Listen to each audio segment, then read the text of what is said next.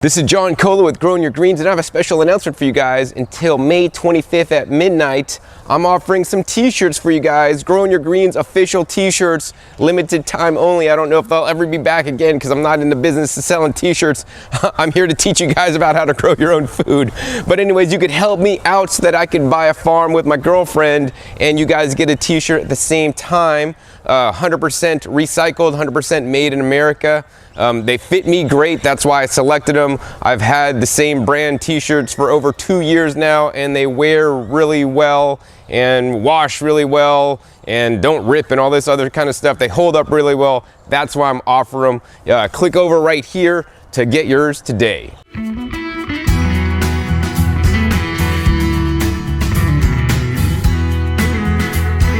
All right, this is John Kohler with GrowingYourGreens.com. Today, another exciting episode for you, and I'm still visiting my girlfriend here. And something really cool happened. It's going to benefit all you guys and everybody out there watching this video. Is my girlfriend's roommate? They live in a house here. Wants to get a garden. So I said, hey, I'll donate all my labor. You got to pay for the materials, and I can make a video to share with others how you guys could do it too. So literally, I was dropped here. And I don't know, I haven't researched like places to get the compost and where to build the raised bed and all these different things.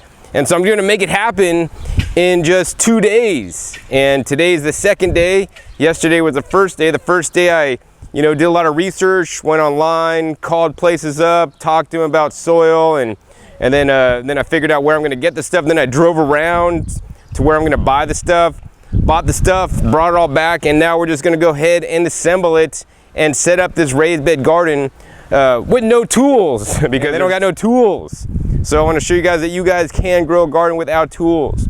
Now, we're not going to set this garden up in the front yard. As you guys can see, it's a nicely manicured lawn with 2 nice trees, lots of shade.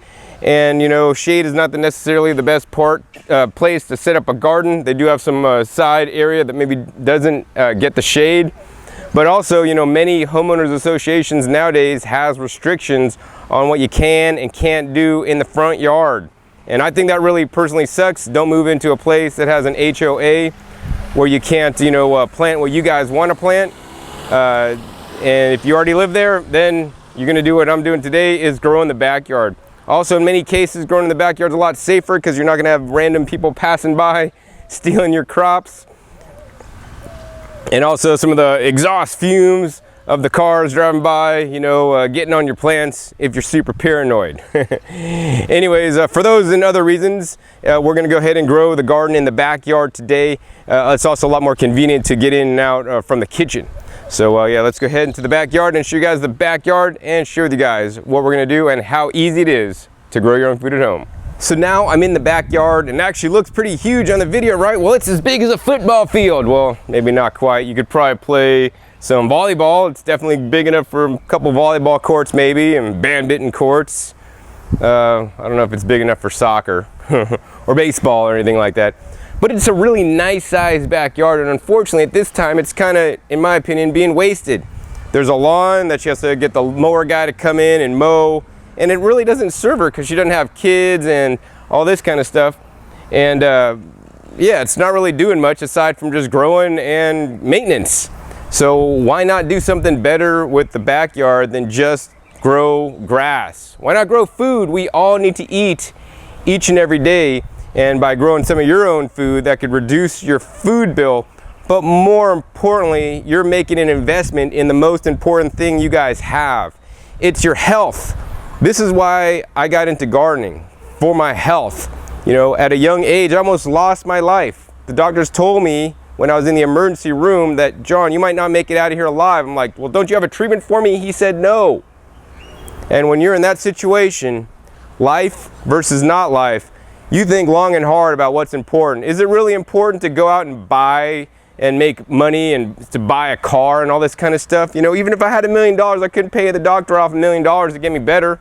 I mean, rich people lose their lives all the time, despite having all the money in the world. Because, in some cases, medicine's really good, but in other cases, it's not so good. And so I want you guys to put your money into your health. The number one way to do that, in my opinion, is to grow some of the highest quality food that you're not able to grow at home. So that simply is what she's gonna do here.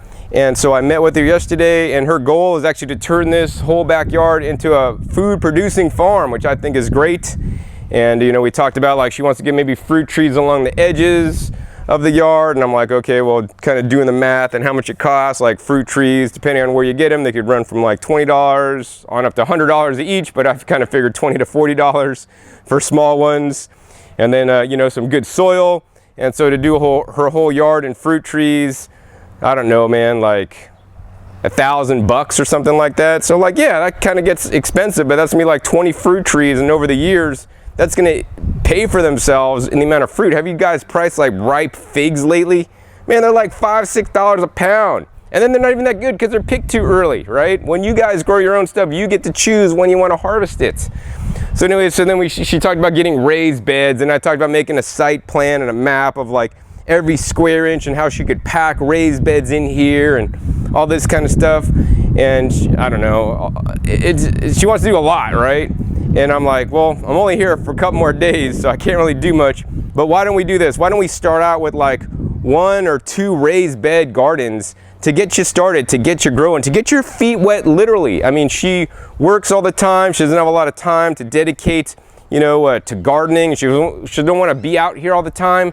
And even if you're one of those people that, you know, are working all the time and are busy with other things, you know, you don't have to put a lot of time in a garden. She literally puts in no time to this backyard, and the grass still grows. What's the difference about growing some different kinds of plants besides grass?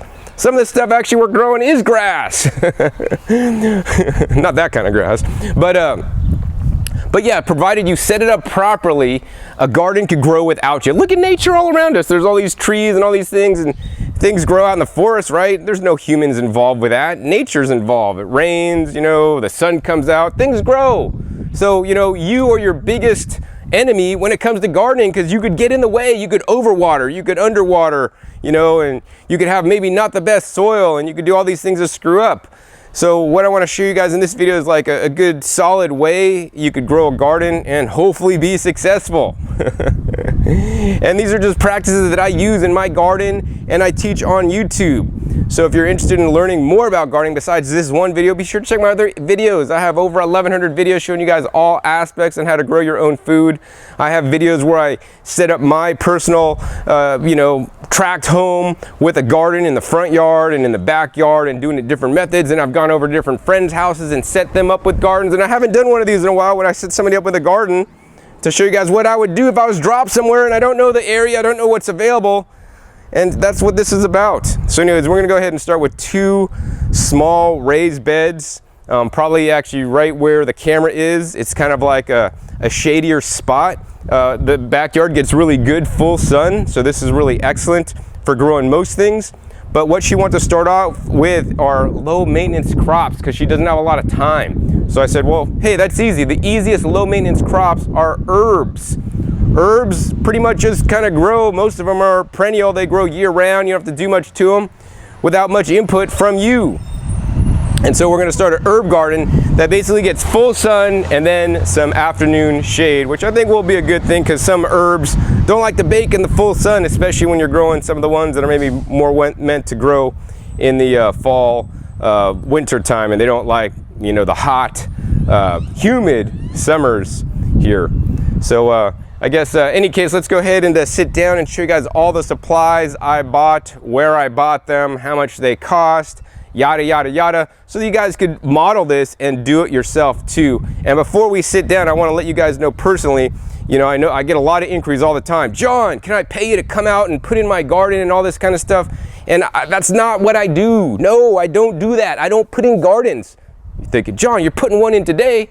Well, that's because this is my girlfriend, you know, where my girlfriend lives, and I want my girlfriend to have a garden and my girlfriend's roommate to have a garden, and I want to make a video for you guys to show you guys because I don't want to do things for you guys, right? You know, feed a man a fish, feed him for a day, teach him how to fish, feed him for his lifetime. I want to show you guys how to grow your own garden. I'm sharing with you guys how to exactly do it so you guys can do it yourself, and it takes a little bit of muscle labor to lift some bags up, you know, the compost bags and haul them in your car and to bring them home and to set it up. But it's really easy. You guys can do it, and I'm here to help.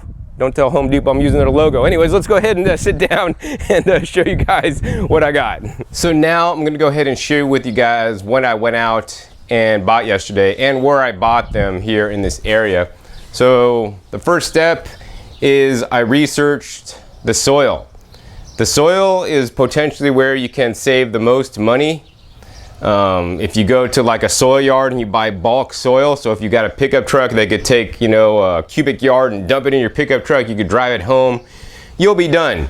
In this area, depending on the cubic yard of soil that you're getting, a standard compost style mixture would run $40 to $50 a cubic yard. For like a raised bed mixture, it's gonna run you $120 a yard if you want to get, you know, fairly good stuff. Of course, different soil yards is going to tell you, oh, you could get this stuff, that's what people use, but it may not be the stuff that I would use. You know, my preference would be to buy stuff, you know, a yard from the soil yard, and then like buy additional things to put in it to make my own custom blend. That way you're saving the most money, but then getting the exact blend you want instead of buying a pre-mixed blend.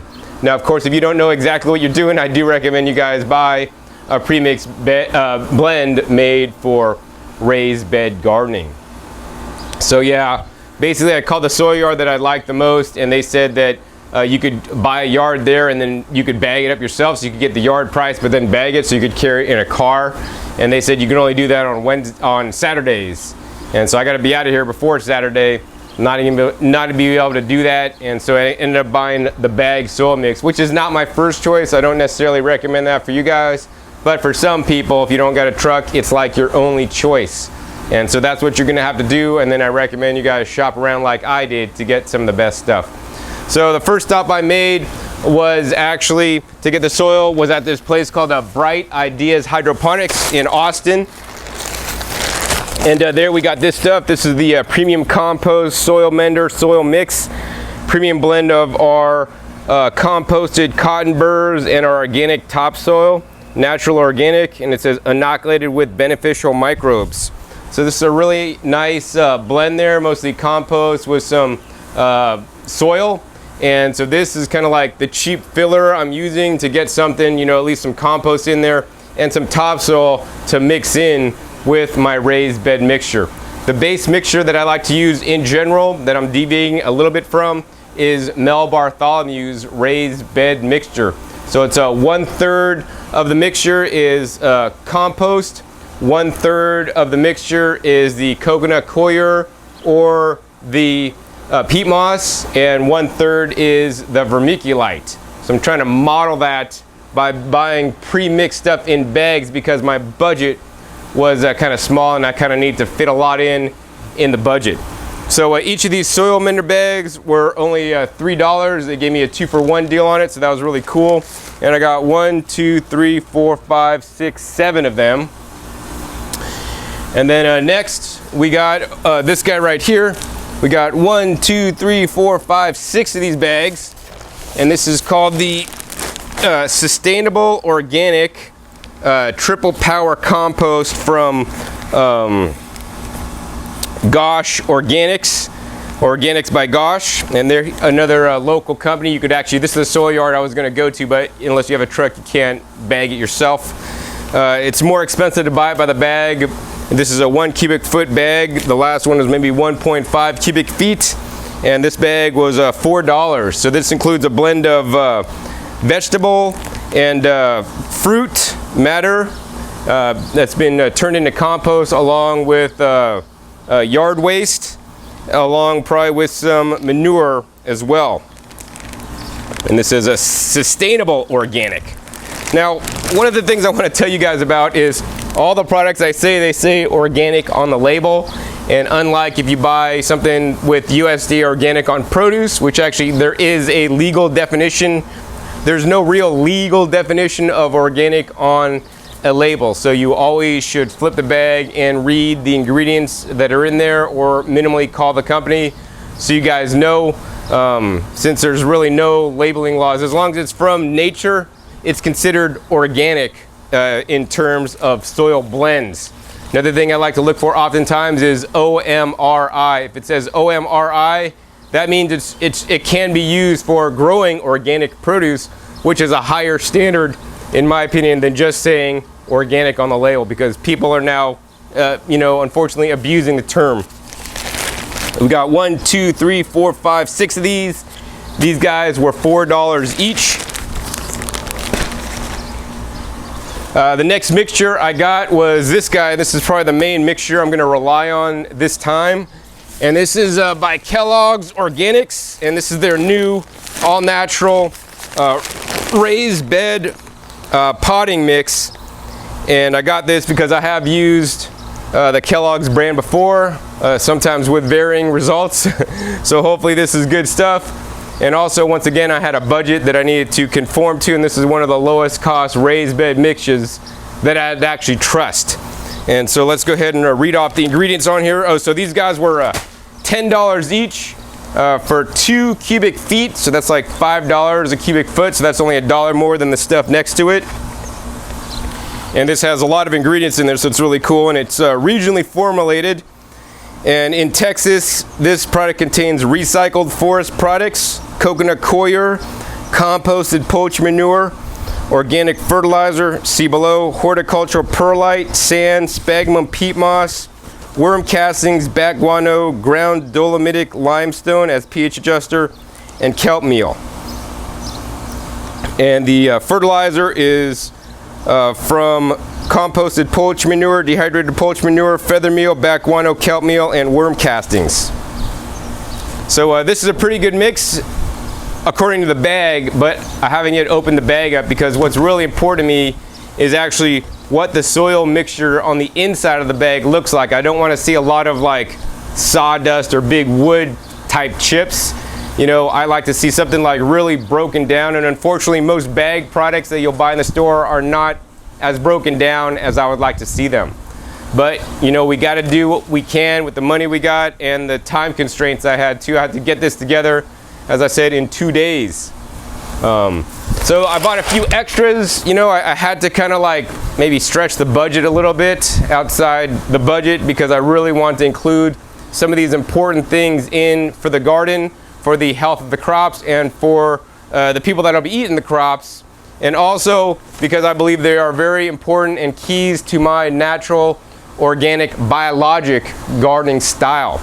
A lot of people teach organic gardening, and they'll say, oh, just use some manure, and that'll fertilize your crops. And while manure has certain levels of certain nutrients, I think it can be missing in other regards and be deficient in other regards. Not that I'm saying don't use manure. Some of these bag fertilizer products have some manure, but most of the basis of the compost that I'm using are from plants. And this is what directly from plants, not indirectly from plants, because when you're getting manures, you don't know what's in that manure. Were the chickens fed arsenic, high arsenic containing grain, that now the arsenic is in the chicken, so if it stays in the chicken, so when you eat the chicken you get arsenic, and then when it comes out of the chicken in its eggs or its poop, now that compost also has the arsenic in there, could have heavy metal contamination, could have things like antibiotics in there that's ending up in the compost, or bad bacteria even. So I really don't want to like mess around with that. I'd rather use a plant-based compost, fruit and vegetable scraps and wood chips composted. That's one of my favorite, along with other select nutrients, as I'm going to show you guys. So the first one that's really important to me that I got as a kind of an extra, this kind of like blew the budget. As you guys saw, this stuff was $4, this stuff was $3, this stuff was $10, but it's like end up $5 per cubic foot. This bag is 30 pounds, and it was like $25, so it's less than $1 per pound, I believe, approximately. And this is the Wiggle Worm Soil Builder Earthworm Castings. So the earthworm castings are probably one of my favorite fertilizers in the whole world. Even though like the numbers on it, if it says 100, which means, oh man, that doesn't have a lot of nutrients in there, The thing is, I'm not getting necessarily the worm castings for the NPK ratios, because they are quite low. Why I'm getting the worm castings is for the biologic activity. These are the beneficial microbes, like the beneficial fungi and bacteria and other things that are living in the soil, that basically convert all the organic matter that's in all the products I just showed you guys. It slowly breaks that down, and the bacterial action, the fungal action, all the microbes and all the food soil web creatures break down the organic matter and turn that into water soluble nutrients for the plants. Instead of adding a water soluble nutrient in the first place like Miracle-Gro, that subverts the whole system of growing naturally. And you know, I'm not going to say, I will say that one way in my opinion is better than the other, growing a natural biologic method. And I think in many cases, even organic gardening, sometimes the biology may be forgotten. One of the reasons why I got this stuff, it says inoculated with beneficial microbes. So they don't list exactly what's on there. So hopefully they inoculated with the beneficial fungi as well as the bacteria. But I know hopefully I'm going to be getting some in these earthworm castings. And not all earthworm castings are created equal. You know, the earthworm castings are only as good as what the worms are being fed, right? And the best foods that I've determined to feed worms are, number one, things high in chitin, so like crab meal, shrimp meal, nails, hair, also things like cardboard, and then as well as food scraps that have been even pre-composted. That'd be really excellent to feed worms. And I mean, you could buy worm castings, or you could set up bins to have your own worms, or you could have worms in your garden beds that are making worm castings in place so that you don't have to buy them if you don't want to. Another thing I will say is, I bought all this bag soil. This is the majority of the purchase, investment here. Probably over maybe half of the money went to buying the highest quality and best soil I can. And if you don't remember anything else from this video, put your money in the soil. Most important thing, you could have a nice expensive raised bed and buy the cheapest soil, and then your garden is going to not grow well, right?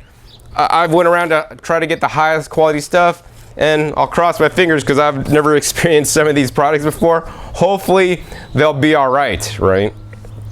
So yeah, worm castings, very important. That's an extra kind of thing that I added in to add the biology. Now, besides just the biology, another thing that's critical to my gardening style is this stuff right here. And this stuff is a heavy bag. It's like a 40-pound bag. This is also around $25. And this is called the Soil Mender Minerals Plus. So this has lava sand, granite sand, basalt, soft rock phosphate with colloidal clay, humate, and montmorillite. And basically all these things are ground up rocks, and varying kinds of ground up rocks.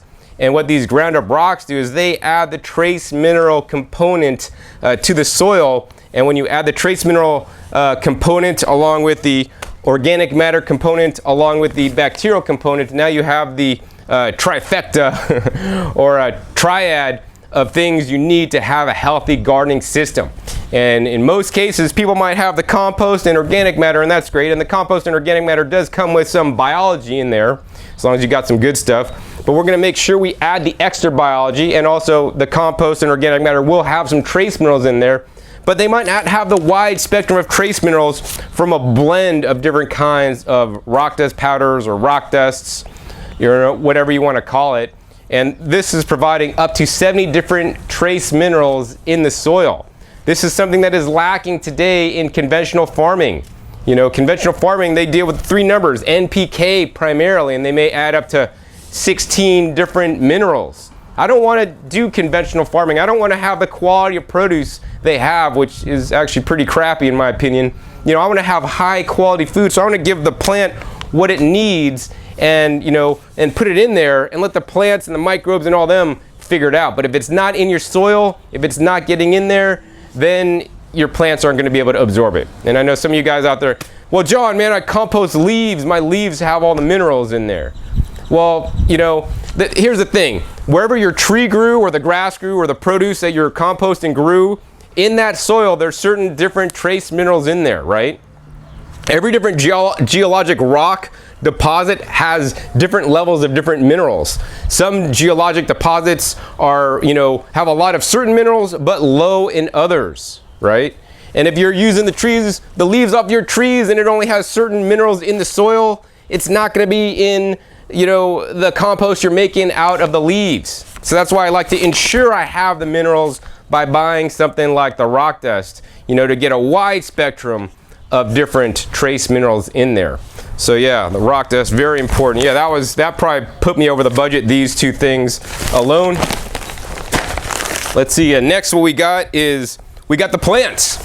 So these guys, as I said, Bright Ideas Hydroponics, this guy and this guy were purchased actually at Home Depot.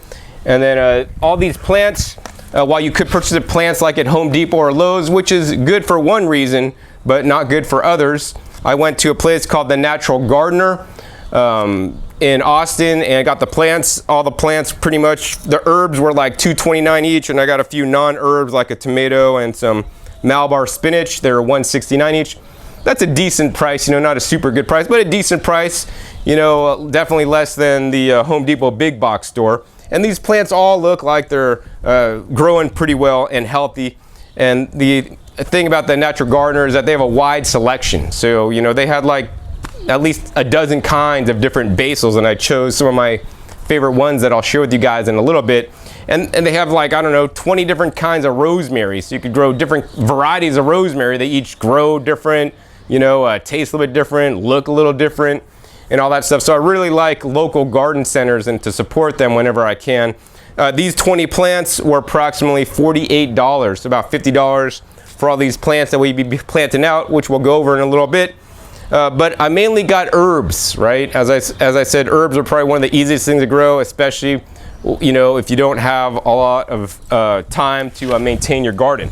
Now, while I'm still talking about the plants, one of the benefits of buying your plants, if you just go to a big box like Lowe's or Home Depot, is they're probably the Bonnie brand of plants. They're quite expensive, you know, for a small pot. If they're not on sale, they're around $3.50 or so. And so that could run your bill up really fast, really quickly.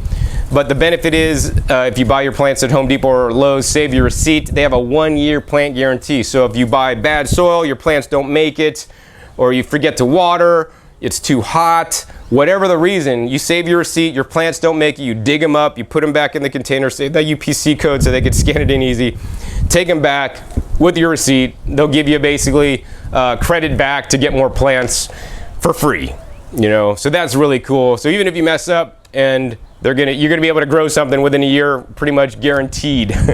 On these guys, you buy them, you own them. It's kind of like if you go in a Chinese store, it's like you break, you buy, right? You buy them. Once you take them out the property, man, you own them. And if you break it off, they're not responsible. So I kind of like that they have the plant guarantee. And if you guys live out west, or lucky enough to live out west at Osh, Orchard Supply Hardware, they have a forever plant guarantee there. So that I really respect a lot, and yeah, support Osh if you're in their neighborhood. All right, next few items I got. All right, so this whole project wouldn't have came together if I did not get this next item here. This is critical because, as I said in the title, I have no tools to make this garden happen. No drills, no hammers, no screwdrivers, nothing like that, right? And so it's like, man, John, how can you make a raised bed with no tools, right? Because I know some of you guys don't have tools, and maybe you guys aren't handy. I mean, to build a raised bed is super simple. You get a couple pieces of wood, nail them together. I don't necessarily recommend that, or screw them together, and you're done. Super simple, super easy. But I found something even easier on Craigslist here. And what it is are these guys right here. You're like, John, that's just some pieces of wood, man. What you talking about, Willis? Well, these are some pieces of wood, but what this is basically a compact raised bed. And if we go ahead and maybe we'll move this couple bags of these aside so we show you guys how these work. I saw these on Craigslist and I'm like, wow, man, that's ingenious. This is such a good idea, and they're very cost effective. And so you're gonna be floored when you find out how much the wood cost me to make the raised bed. So this is how these raised beds work here. Basically, you just go like this. You just fold them out, and look at that. Instant raised bed garden. They got the sides, these are all hinged. Looks like a galvanized metal on there. Like 8 inches, like deep, about 1 inch wide. I think it's like maybe about 4 feet by 32 inches. So that's like approximately a little bit less than 3 feet by 4 feet. Fill this up with some dirt, and we're gonna be all set. And because it has these special little things on here, these stack. So we're gonna go too high and it's gonna be a nice little raised bed garden. Now the amazing thing is, these guys, guess how much one bed cost me? $10. $10. Amazing. This is the best price for a raised bed I ever got. I wish I would have found these near me instead of getting the cheap plastic ones, circular ones that I found. I really like these a lot. No tools required. Buy it, set it down, fill your dirt up, and you're done. And that's what we're gonna simply do in just a little bit. But yeah, check Craigslist always for free resources, whether you could find some free bricks to line them up and, you know, mortar them, or just place them in place and fill it up with dirt. Some free logs, some free wood you could build some stuff out of. Somebody's taking down their old fence boards, make a great raised bed garden. That's how I made my first garden. I bought 3 pallets of cedar fence boards on clearance, and we built my garden out of those. They're not gonna last the longest time, but hey, they'll work and hold dirt, and these are only made out of pine, and I'm not gonna be treating these because that would be additional cost, additional expense, and we don't have it in the budget. But this is, well, as I said, this is a great way to get get them gardening here and get them started. And it holds dirt, and it'll probably last at least a couple 3 years, you know, without a problem. Now, for those of you guys that are wondering, John, what are these guys from, man? Where do I find these if I can't find them on my local Craigslist, right? So these are ingenious. What this is, if you guys know your pallet sizes, this is pretty much the size of a pallet as they get shipped around the whole world, right? And how these come is they come stacked, kind of like that, and kind of like my girlfriend. But they come stacked like this, and they basically stack these and nest them up. Let me go ahead and see if I can nest another one up for you guys. They come nested up, and basically they protect the contents on the inside. So instead of using paper, instead of using plastic wrap when they wrap up the pallets, they're just simply using these guys. And that's just how it stacks up like that, really simply, really easily. These guys are from Germany. So, you know, I take it and, you know, like that the Germans and many European countries now are thinking more about the total life cycle or energy cycle of the products they're producing. So, for example, you know, when they produce a product like, you know, sending over a pallet of something, they could put plastic on it, but then what's going to happen to that plastic at the end of its life? After it's used, they take it off the pallet, and then it's basically just thrown in the landfill, and it just sits there. And that costs money, not to necessarily the companies, but to the environment. What is the environmental cost? So by this way, using trees, yeah, it may cost them some more money, but the environmental cost at the end of life is that this wood breaks down to feed the soil. And yeah, I mean, there's some metal in it, but hey, that's a lot better than having plastic. The metal can be taken off and then melted down and then reused, whereas plastic pretty much doesn't get recycled. So yeah, these are high quality from Germany raised beds.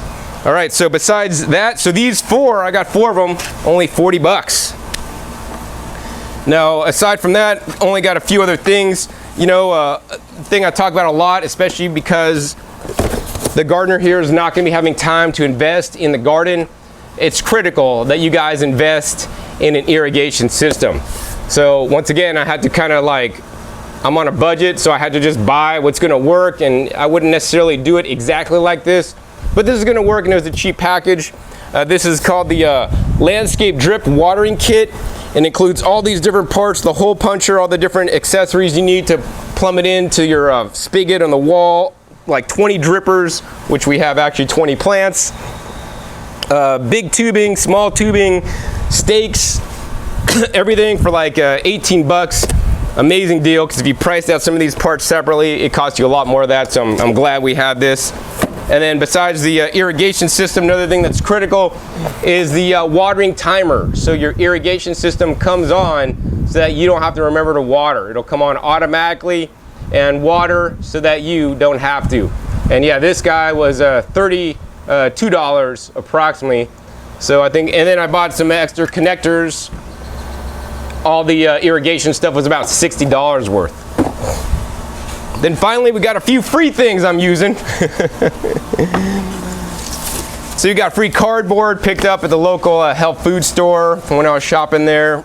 The cardboard is going to basically line the bottom of the raised bed so that the weeds and the grass won't grow up through the raised beds. And I want to be overlapping the cardboard at least twice and cover all the seams up. to make sure nothing's gonna grow through there, and place the cardboard, you know, on the edge of the bed and set the bed on top of it so that there's no space in between and stuff's gonna grow up the edges.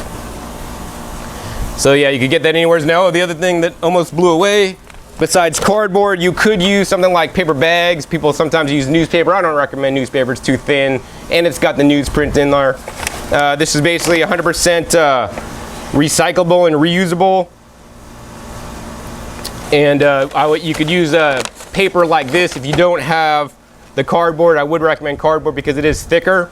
And if you are going to use like brown paper bags like this, I would recommend unfurling them and then doing a couple layers thick.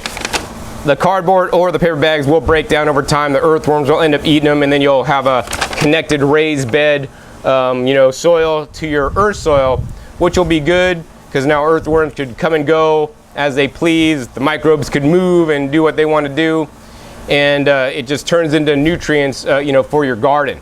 And the reason for this on the initial outset is because if you just start putting dirt on top of grass, the grass is going to say, oh yeah, good soil, and they're going to grow right through it and come up in your garden. And that's another reason why I bought the soil mixes that are composted. They should be seed free, so that's going to also save your back some weeding. Final thing I got for free, really cool. We got about 1 gallon of compost tea here. This is from the Bright Ideas Hydroponics.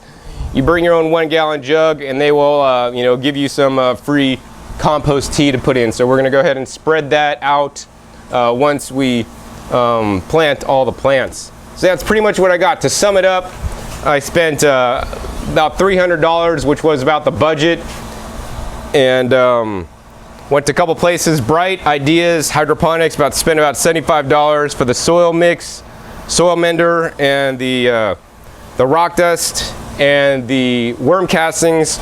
Spent about $50 at the Natural Gardener for all the plants. I spent about $130 approximately at the Home Depot for to the bag soils and also the irrigation setup. And then I spent $40 for the raised bed. So I know you guys, some of you guys are number crunchers. You're like crunching the numbers. John, you spent like $300 on all that stuff to make 2 raised garden beds.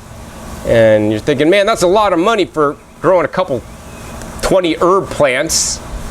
Well, what I want to talk to you guys about is this, all right? So, for example, for those of you guys that do real estate, right? You guys know if you buy a house, right, no longer do you have to pay rent. Well, maybe you got to pay your mortgage, but when you got your mortgage paid off, you don't have to pay rent anymore. You live for free, right?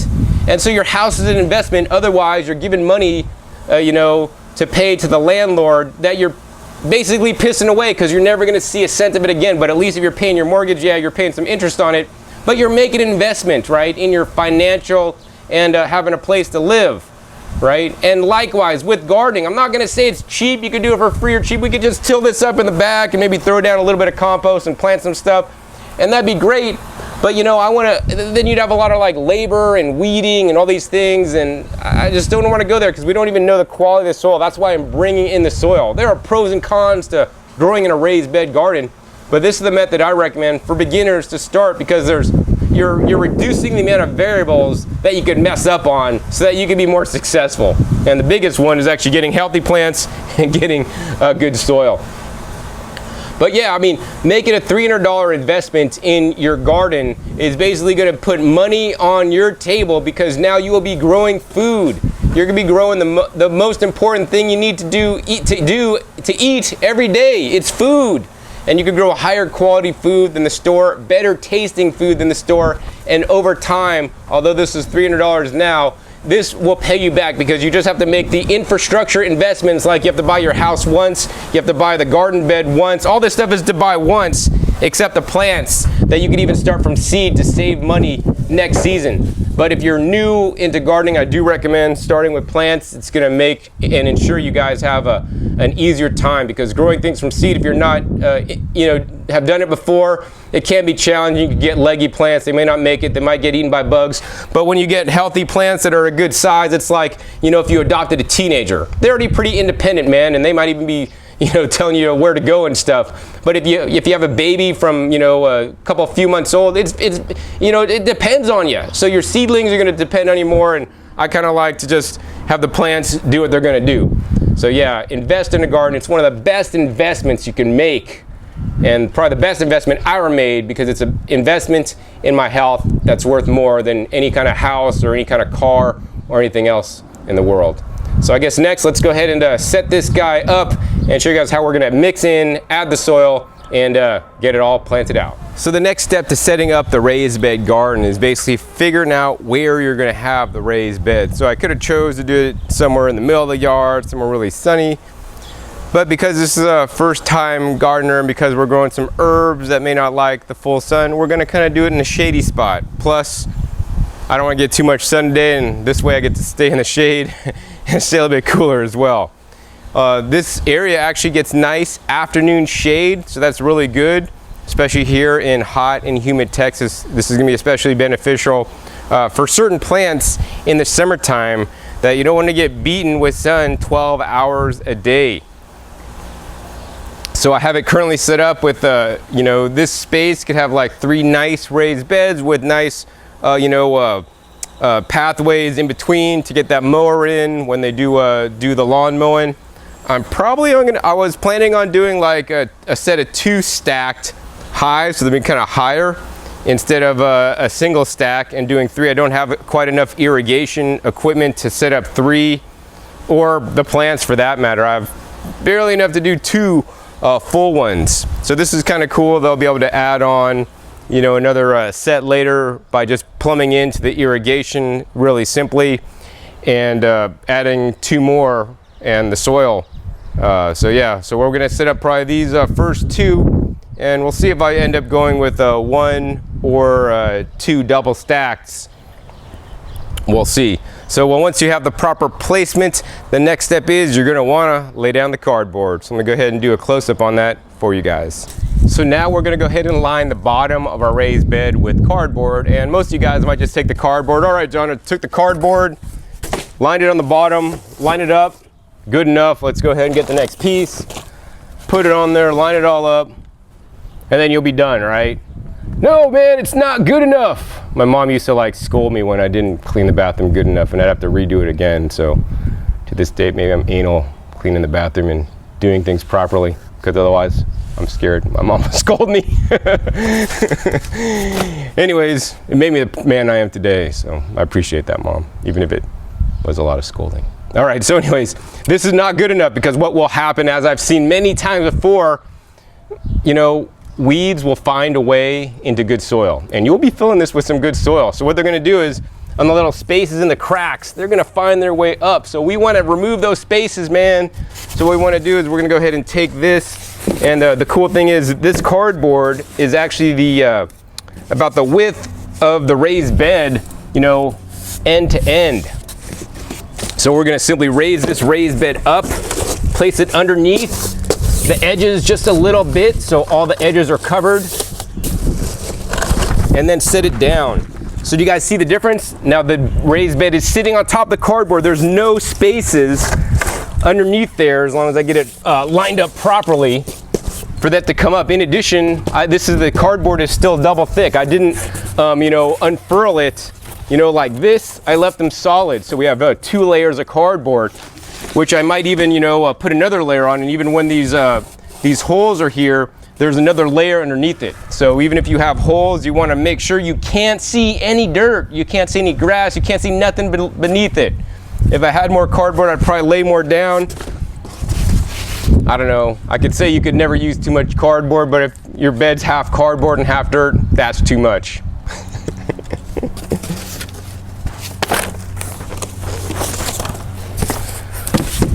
All right, so continuing on to this other side, same thing. We got these nice sized boxes, perfect size actually. We're gonna go ahead and lift this raised bed up, get it underneath, and put it over all the way to the edge.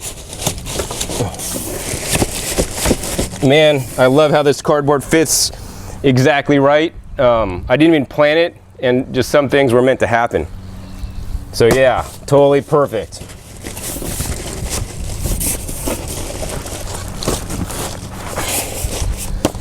that's totally covered, and that's a pretty good job. I got to do the next one, and then with the extra cardboard, I'll probably just line up the top on it, just to have some extra protection. You want to remember to double wrap it. So now that I got the raised beds built, which is super simple, and the cardboard underneath it, super simple. I mean, any one of you guys could do this. It doesn't take rocket science to start a garden, man. Seriously, just do it. Do it. All right. Next tip is we're just going to go ahead and mix up the compost, and we're going to mix it up actually in place. So what we're going to do is we're just going to go ahead and start cutting open bags, and I'm going to probably put 3 bags of the soil mixed by Soil Mender in there, 2 of the all natural raised bed potting mixes in there, and then 3 of the triple power compost in each bed to fill them up.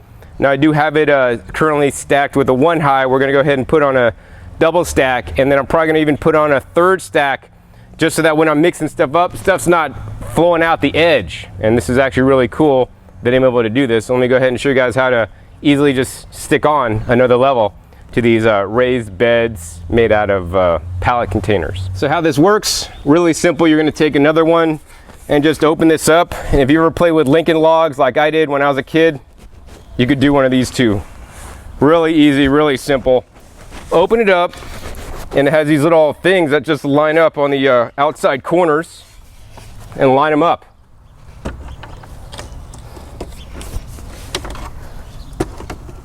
It'd be helpful if you had a second person to do this.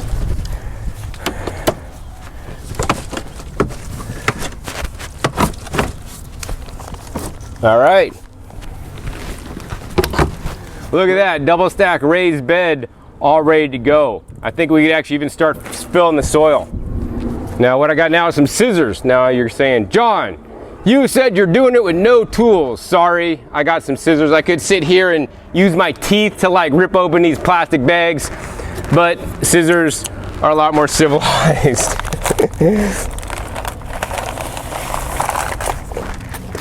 So before I cut open all these bags and furl them out, that looks pretty good. I want to talk more about the soil. The soil you use in your raised bed garden can make or break you. You know, I've met several gardeners that I've met over the years. My viewers actually said, John, you know, I tried to garden and I bought some stuff at the big box store. I put it in my garden and nothing grew. No matter what I did, I couldn't get growing. And you know, I'm not there to see exactly what's happening, but if they're just buying stuff from the big box store, the chances are the compost or the mixture you're buying is not the highest quality. And that's just the fact of the matter, my experience, right? I had to go with these choices because they're like the lowest cost per cubic foot. But if I had a more of an unlimited budget, the soil that I would go with, hands down, is Dr. Earth's soil that's now available at Home Depot. Their potting soil blend, that's actually what I filled up my raised beds with myself. You know, I got 2 pallets of it and filled up 2 of my raised beds with that stuff, like 75%. I put a bottom layer of just the cheap stuff on the bottom to get rid of it because it was some smelly, old, stinky compost. The rest I filled up with the Dr. Earth's potting soil blend. And man, that stuff grows amazing. So you can get good stuff, you know, in most places, but you're gonna have to pay for it. For example, you know, my average cost is like maybe less than $3 a cubic foot. This is $5, this was $4. The Dr. Earth is like $8 or something, maybe $7, $8, depending on the mixture you get, cubic foot. So that's gonna really kind of set you back some cash. But you know, you will have a higher level and probability of success. And that's what I want to teach you guys, right? I want you guys to be successful, and I can't control all your variables for you depending on your geographic region, the weather, the water you're using, the soil you're getting. But what I can show you guys is how to set it up properly and maybe some steps to ensure that you're going to get a better soil. For instance, you know, if I was here in Austin, I would have took my truck, if I had a truck, drove all the way out to Houston, and I'd probably go up to a place, I think it's near Spring, Houston. It's really north. And I'd go to the soil place. I have a video I made on it. It's best compost in Texas.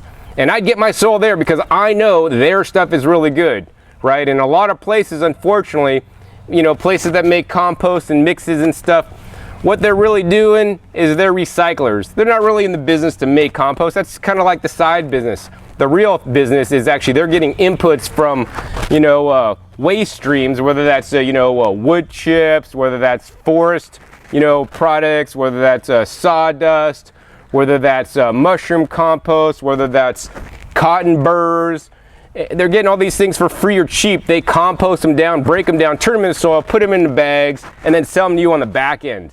So a lot of these things are not formulated for the highest quality. They're just trying to move product through, because once again, this is about a commercialized system that we live in. Whether you're buying commercialized food that's maybe not the highest quality because they're just growing for the size, for the pound, to grow the biggest stuff because they're paid per pound, not on the quality. Same thing with the quality of the compost, right? They're not being paid on the quality of the compost if it's really good stuff, right? They're getting paid just to get rid of the stuff because they got a constant inflow of all the materials. They got to also constantly have it go out.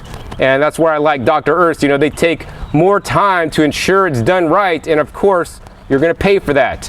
And that's why I also recommend local soil yards that make it themselves and not just, you know, resell other stuff, right? And you'll know if they're making it themselves if you see people dropping off, you know, loads of yard waste and clippings and all these things. Then they're really doing it themselves. And also ask them for a nutritional assay. You know, it'll show the NPK values and different nutrients in the compost. And that's a good guideline so you could compare one to another. The other thing you're going to want to ask for is a food soil web testing. And most of the places are going to say, what's that? We don't know what that is. And, you know, you don't need to explain it to them. You can say, all right, thank you. Because places that really know what's up, they'll have food soil web testing. And as long as the food soil web testing you see and the numbers look good because there's a reference range, get that stuff, because that tells me that place cares about the quality.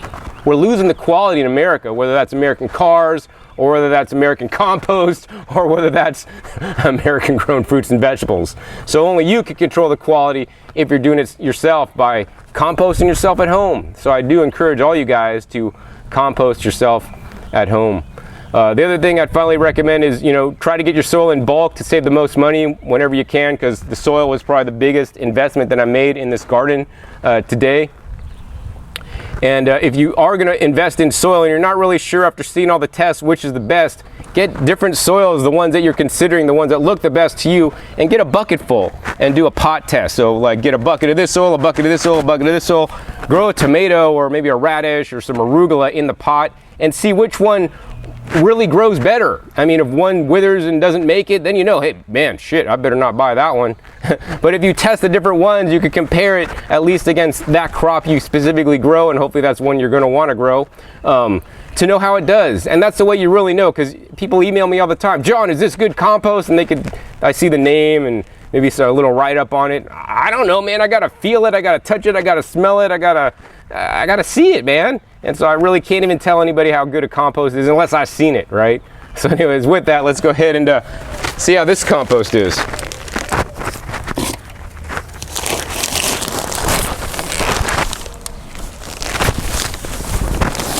All right, we're dumping out this all-natural raised bed compost right here. And to me, this looks pretty nice, rich, and black, which is you know, one good thing. Also smells like some composted manure. The other thing, it's pretty rich. It sticks together a little bit, but there's a lot of pieces of sticks and chips and stuff in there. You know, a few more than I would definitely like. I'd like to have this screened out a little bit more. You could take and do that yourself, but you know what? They're trying to get rid of wood chips in the compost, and I mean, they do play a role in the compost. I'm glad there's not an overly excessive amount. There's some clods that we're breaking up. You know, a good amount of perlite in there. I think I'm pretty happy overall with this mix for what I got. Next thing we're gonna do is we're gonna go ahead and start unbagging these guys and blending it all up. So I got that raised bed mix all spread out. You know, seems pretty good. I mean, it's just a standard bag mixture. Seems pretty rich though for what it is. You know, it's definitely better than the stuff I originally got from Kellogg's myself, which is I think I got like vegetable garden soil. This is definitely a better mixture than that. I think I paid around 333 cubic yards, so it's probably worth another buck or so to get this stuff. Next, we're gonna go ahead and dump out this soil mix by Soil Mender. Like to take it in there, just flip it over and dump it out. All right, so this mixture looks like a lot of soil with some compost, and this is basically a filler because I got these big raised beds to fill. Also, if this adds some nice, clean, organic soil to the mixture, that'll be a good thing. So we're just gonna go ahead and spread this out evenly and try to do my best to mix it on up. I am the human mixer. All right, next we're gonna go ahead and add the Sustainable Organic Triple Power Compost by Gosh. This stuff, because it did rain, it's a tad bit wet. Definitely not a lot of material in the bag. Definitely pretty good. Definitely, it's nice and black. Smells really neutral, really good. The challenge, I see lots of, particulate, a little bit more than I'd like to see optimally. But we're just gonna go ahead and mix all this stuff up. All right, so now I got that mixed up. We're just gonna go ahead and add another bag of the Soil Mender, which I kind of see as a filler. Would I buy it again? Yeah, I mean, it's probably cool. Add some organic soil and some additional compost. It's a nice blend. You know, one of the things I really like to do is not just use any, like all the raised bed soil, because then whether that soil is good or not good, that's what you got. And there's a limited scope of nutrients in that raised bed soil. It's based on whatever the formulation is out of. So I want you guys to have like a wide spectrum of different composts. I mean, get 10 different composts if you guys can. In my opinion, in most cases, that's gonna be a lot better than just getting one kind, because every different kind of compost is gonna have different bacterial levels, different levels of nutrients, and made from different foodstuffs. And likewise, you know, when you guys eat your diet, I don't just recommend you guys eat at McDonald's all day and eat that every day. You're getting a small assortment of foods, but eat from the produce department of your, grocery store, and eat one of every different kind of food. Or if you're eating from your garden, eat a little bit of everything out of your garden, have everything to get the most amount of nutrients in you. You're gonna be the healthiest. And likewise with our soil, when we could, maximize the amount of things that go in to make it, I believe it's gonna be more healthy. All right, let's add another bag of this Triple Power, and then I get to be the human mixer again.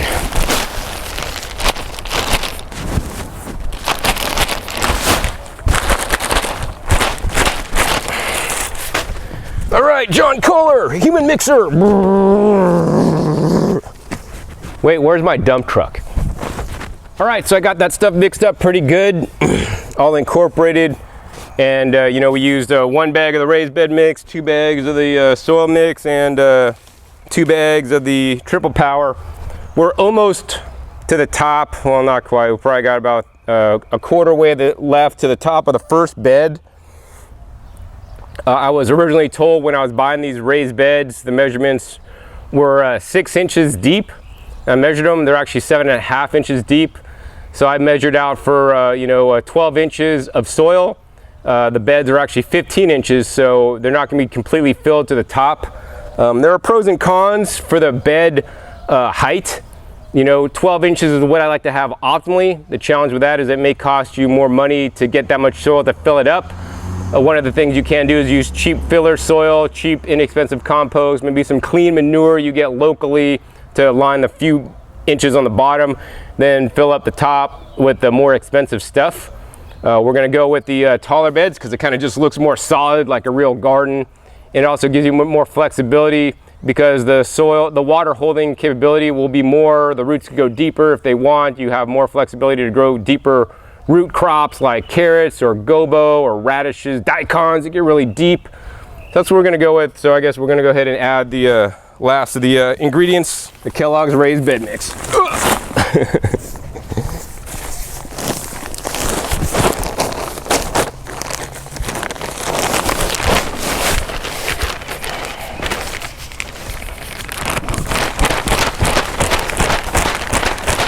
Next bag of the soil mender.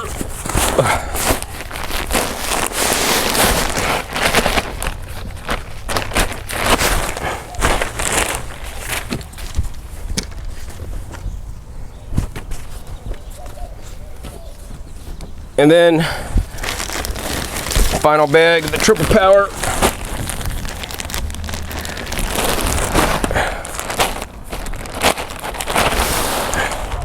Now, I know you might be thinking, John, what about the worm castings or the rock dust? Yes, we got those coming up next.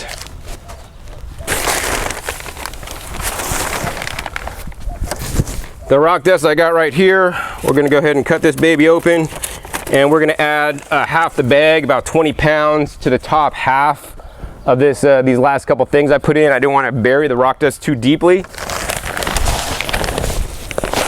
Try to evenly distribute this, about half the bag. Best to wear a dust mask when you're playing with rock dust. All right. Luckily, some of this soil is pretty moist, so we'll get it all moist. It won't blow away that much. Now I get to mix. All right, got this all mixed up, leveled off. I think we pretty much got like maybe 11 inches worth. It's fairly deep, but we still got a lot of edging here to go. I personally don't like generally to plant out my beds when they're kind of like this. And there's pros and cons to it. I mean, there's pros and cons to everything in life. I like to raise it up to the top to the most soil for my roots to grow, but raising it up and planting it, you know, not all the way up to the top. You know, some of the cons are you're missing soil, but some of the pros are maybe you have some wind protection, maybe you have a little bit of sun protection, some shading protection. So that's kind of cool. I don't have enough soil to raise it up all the way, so this is what we will be going with today.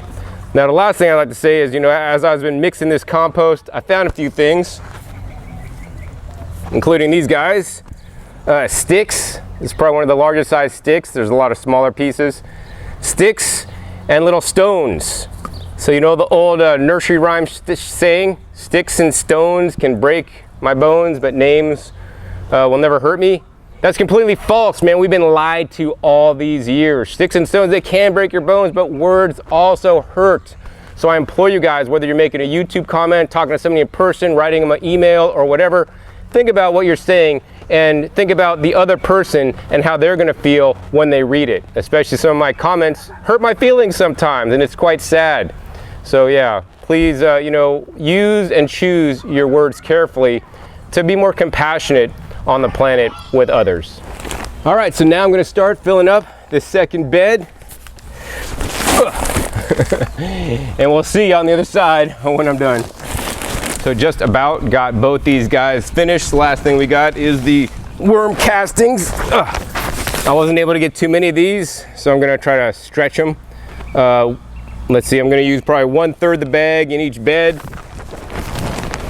Nice, rich and black, how they should be. 1/3 in this bed. And then we're gonna save 1/3 of the bag to actually put a little bit in each of the planting holes. You could also mix in some of the rock dust in with this mixture to put in each of the planting holes as well. Another thing you can do with the earthworm castings is actually brew those with some molasses or some sugar in a compost tea that you aerate with like an air stone from a fish tank, but an oversized one. So now what I'd like to do is actually go over what I thought of the different bag soil products I bought one at a time. First, earthworm castings. I mean, they look just like earthworm castings, so that's pretty good. They're finally sifted out. Good deal on that. Let's see, Soil Mender Minerals Plus. This was the rock dust that I got this time. It's a Texas company here. And what I think about this stuff, I think that it wasn't finely ground. There's a lot of little pebbles and things in there that will break down over time, but I don't think that they were broken down as much as I'd like them to be. I would have preferred to get the azomite, which was also available at the Bright Ideas Hydro that I went to, but this stuff was like $25 for 40 pounds, and the azomite was like $36, and I'm kind of already over budget, so that didn't happen. But that's what I would have done. And optimally, I would have liked to put like one bag, 40 pounds per bed. that'd be a good sizable investment in rock dust, and you probably wouldn't have to do it again for many years. Next, we got this stuff. This is the Triple Power Compost. This is the only product that I found small bits of plastic in. There wasn't a lot. I know some of you guys are really plastophobes and stuff, but there's a few bits, not that bad. It was a fairly woody material, nice, rich and black, broken down, fairly neutral smell.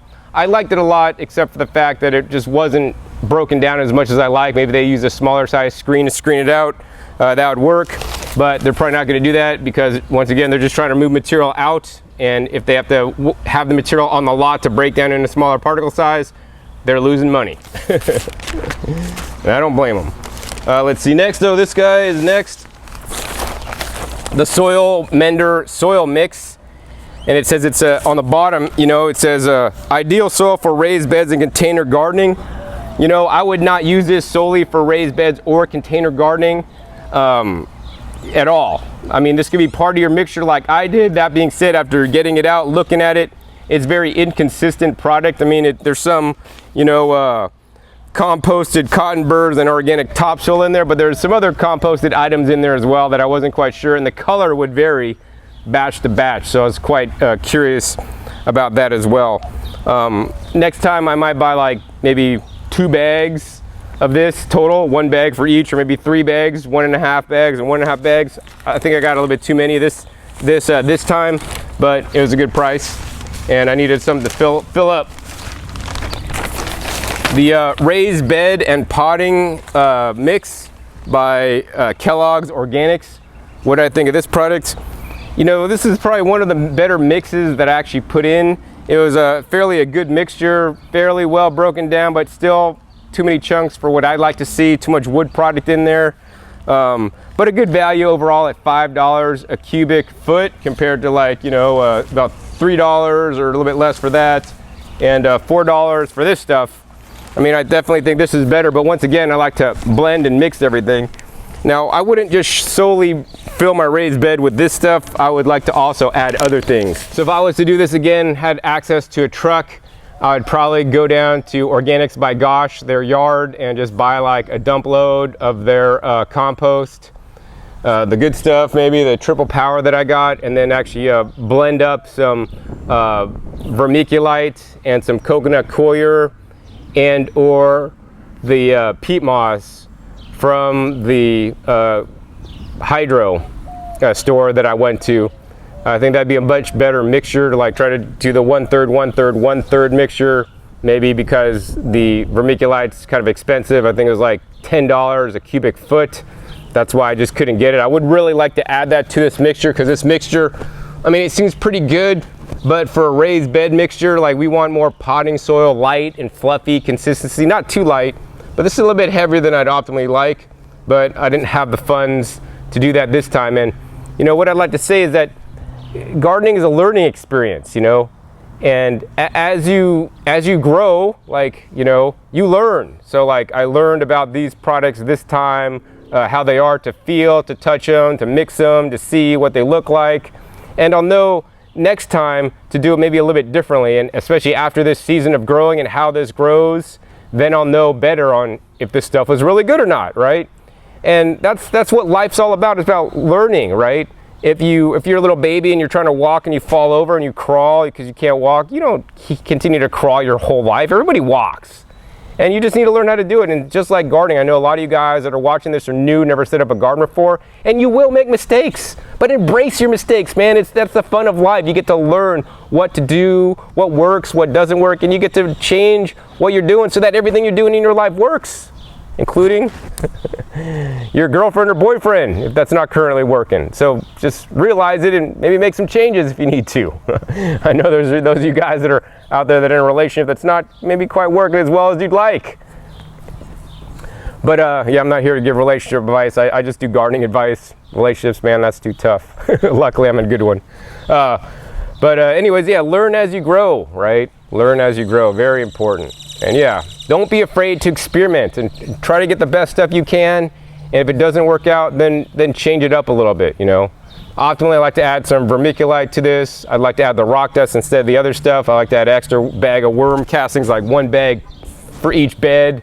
Like to add some coconut coir also. It just wasn't in the budget this time, so it didn't happen. I'm gonna go ahead and get mixing this stuff up, and then we'll be back at you, and we're gonna install the irrigation system next and show you guys how easy it is, even if you've never done it before.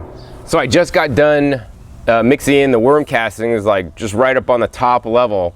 And then I was thinking about it, and I was like, this, you know, the soil not coming up to the top or even close to the top. I mean, it's pretty far down, maybe 6 inches down. It was just bothering me a lot, man. So I just had to go out and get some more soil on my own dime, actually, to fill this up, to share with you guys, you know, like the proper way to do it. I mean, you guys could do this if you guys want. I'm not gonna tell you what you should or should not do in gardening, but I have a way that I like to do things. And damn it, if I'm installing a garden, I'm gonna do it my way, even if it's not covered in the budget, out of my own pocket. So that's what I did. I went out and got a few more items. I had to spring for the best stuff. And you know, this is the stuff that I would recommend for you guys. You know, if you don't want to screw around with like crappy soil, and if you got some money, because this stuff will set you back a pretty penny. This is the Dr. Urs Pot of Gold Premium Potting Soil. So this is what I use to fill my raised beds. If this is a bit too much, what I might do is get the other Dr. Urs product they had, and this is available at Home Depot. This was $12.97 or whatever. They have a cheaper one for like $9.97.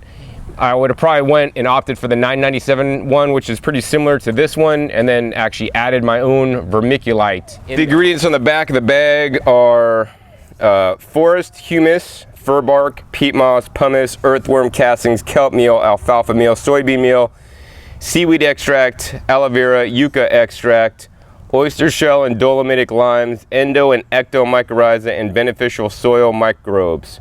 So that's why I like this, because it not only has, you know, a spectrum of different ingredients, which is going to add fertility to your soil, but also it has the beneficial bacteria as well as the mycorrhizae, and this is the bacteria and the fungi that'll help, you know, your plants convert the organic matter into nutrients. And you know, while some of the other products may have that, this one they add them in there when making the product, which many don't do. And yeah, they have some extra special stuff like the castings already built in that many places won't do, because it does cost more and they figure people are cheap.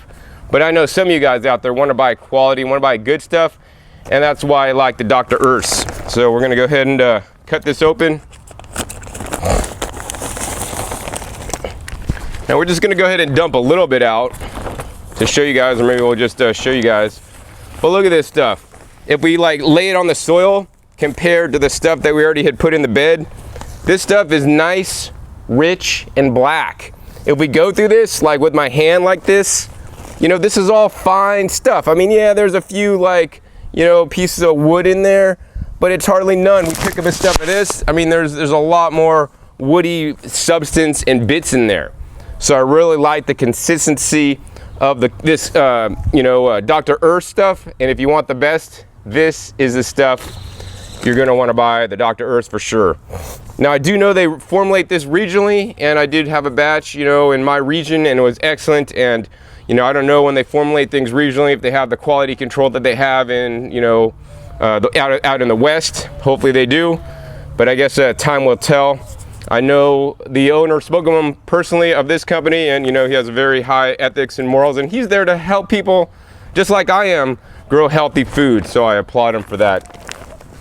If I could have afforded it, I probably would have bought like, I don't know, 4 or 6 bags to top this up all the way to the top. That being said, I'm on a budget myself. So we bought one of these, we bought 2 of these, one for each bed. And then when I was at Home Depot, you know, one of the tricks, if you guys want to save money, is you always want to look for the ripped bags. So we got this bag. This is a ripped bag, and sometimes they'll have like a cart with ripped bags or a pallet with ripped bags. It's a ripped bag product, 50% off. Most of the time they have mulches, which are dumb, but sometimes they'll have soil. They didn't have any at this Home Depot, but I know the deal. So I went up to the employee and said, hey, do you guys have any ripped bags? And he said yes. And I said, what's the discount? He said, well, it depends on the bag. Why don't you show me? So I showed him one. And he's like, yeah, that bag is ripped, but we could tape it up. Ain't no discount on that one.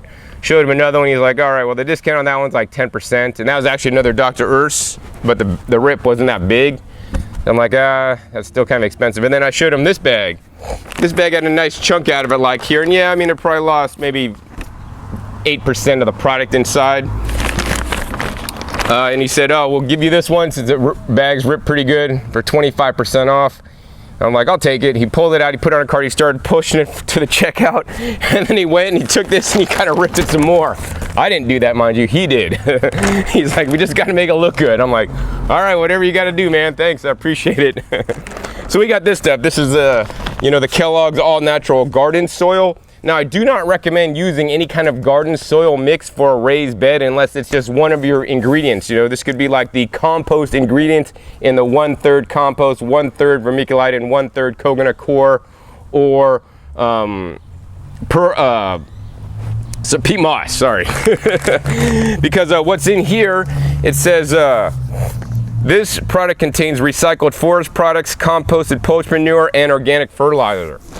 So let's go ahead and dump some of this stuff out, and I'll probably put half the bag in each one of these beds, and I'm gonna mix it very well. So the cool thing about this is 2 cubic feet. After the 25% off discount, it was like $5. So that means I got each cubic foot of this stuff for $2.50. So that's a really good price for basically some organic compost that's hopefully pretty good. Let's go ahead and check it out.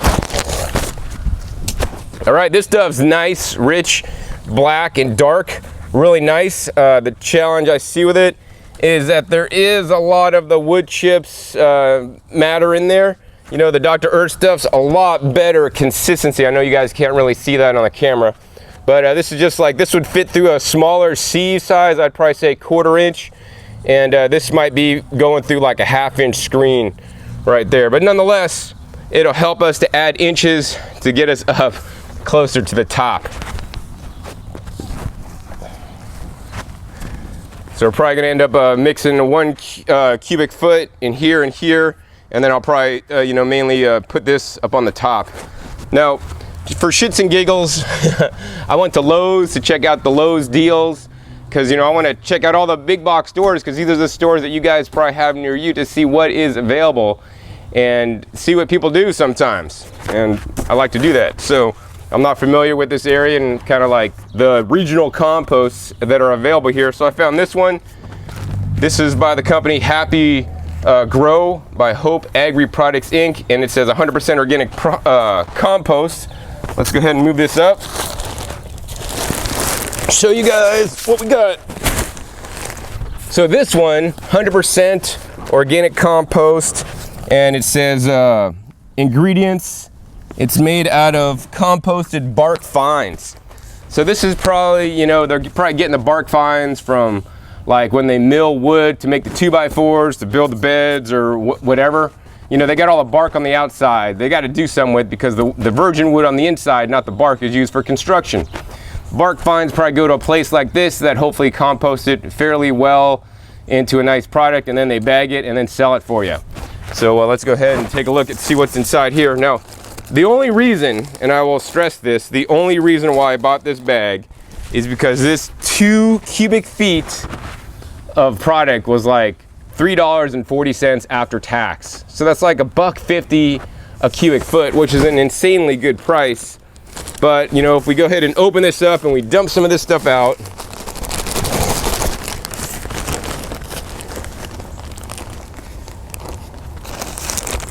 and because this is from a bark fines, this may adversely affect your pH. We got some what they would call compost, but what I would call mulch. Like if they sifted this out maybe through a 1/2 inch or 1/4 inch screen, we might have some compost. But this is kind of more of a mulchy material. It's not like chips or anything. I mean, it is kind of broken down a little bit, but not much. And some people always ask me, John, I know in your original videos, man, you filled your beds with 100% organic compost. Can I do that too? And this is my caveat. Like, if you get the same compost that I filled my beds with, 100% organic compost that's broken down to a nice fine structure and nice consistency, then yes, you absolutely can, because it worked for me. That being said, unfortunately, Sonoma Compost went out of business, so you can't do that anymore with their compost. But you could probably get their, something like their compost at other places. But you sure as hell can't do it if you get this compost, because I mean, this stuff is like a mulch. You could grow certain things in mulch, but certain things ain't gonna grow. So that's why I don't necessarily recommend growing in 100% organic compost. It depends on the compost itself, right? That's the most important thing that when you're selecting soils. I mean, I know a lot of you guys are cheap. I'm freaking cheap, man. I would like to fill up my whole beds with this, but you're not gonna get the best results in my opinion, right? So, I mean, yeah, this stuff is like $1.50 per cubic foot. This stuff already pre-mixed with everything you need is, you know, I think around $7-8 cubic foot approximately. And yeah, this stuff is really nice stuff. This stuff is cheap stuff. You guys get what you pay for, but some places will try to rip you off and then you won't really get what you pay for. So that's really sad. But yeah, I said everything else with soil and everything previous in this video, so listen to that. I encourage you guys, you know, not necessarily shop at your big box stores to get your bag soil. Number one, it's going to cost you more money. Number two, you know, the quality may or may not be there depending on the product you get. And I haven't checked out every product in the market. Let's be serious. I try to and I can.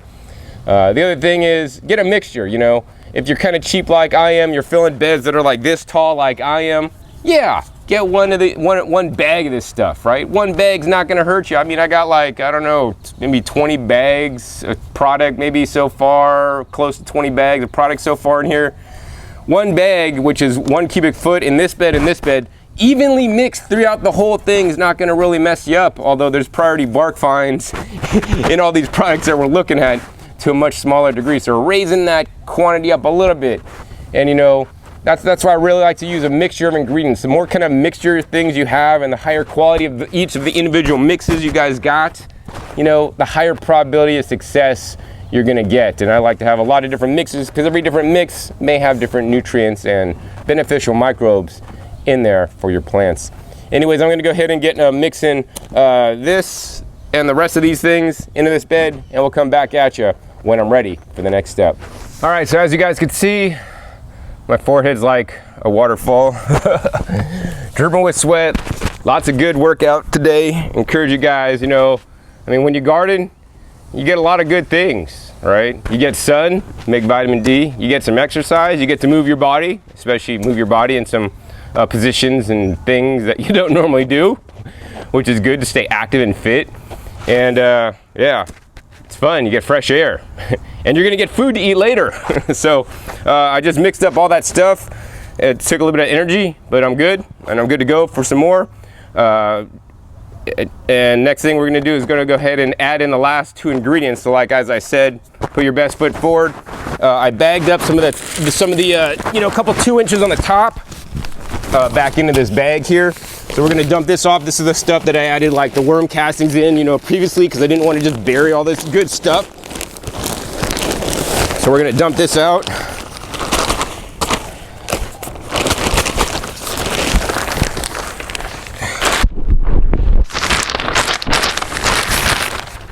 And knock it down, make it like level. I'm really glad I went and got the extra couple cubic feet, maybe like 3.5 cubic feet for each bed. It really is gonna bring it up to the top and look a lot nicer. And plants are gonna have more space to spread their roots. And also, they're gonna have some really nutritious stuff because I got the Dr. Earth stuff here. All right, next, let's go ahead and dump the rest of this Dr. Earth stuff.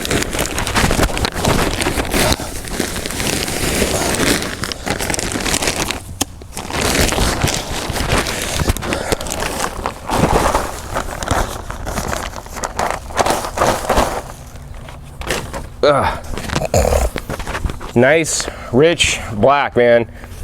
If I coulda, I would have filled the whole bed with this stuff, but not in the budget. So what I'm gonna do is I'm gonna spread this along the top and go into that second layer that I just kind of like put in a couple top inches and just kind of blend these gently. So I have some of the best stuff forward so that the roots are quite happy. All right, got this all mixed out. And we got it all pretty much leveled off. I like everything looking nice and level, nice and neat. We probably could have went with like another cubic foot of stuff, but I'm glad we added the 3.5 cubic feet to bring these raised beds up to like within an inch or 2 from the top. Looks a lot cleaner, a lot better in my opinion. And plus we got some really good stuff here up at the top. Now if I was to do this soil blend over again, I think I'd pretty much do everything similar. I would add probably at least a bag total of vermiculite. That'd add another $40 to the cost, approximately. To both beds, add a good percentage of that since we didn't really have any of that stuff. We got some perlite and some pumice in there with some of the mixes. And then the other thing I'd do, I'd probably add maybe like, I don't know, 2 cubic feet of coconut coir to each one. And of course, I'd also try to source some higher quality compost locally if I was able, based on and made out of fruit and vegetable scraps and some wood chips. That's some of my favorite stuff to add to grow your vegetables, is to use other composted fruits and vegetables to grow your vegetables, because you know they got to have the right nutrition in there. Anyways, next step, let's go ahead and get cleaned up, and we're going to go ahead and show you guys how easy it is to put in the irrigation.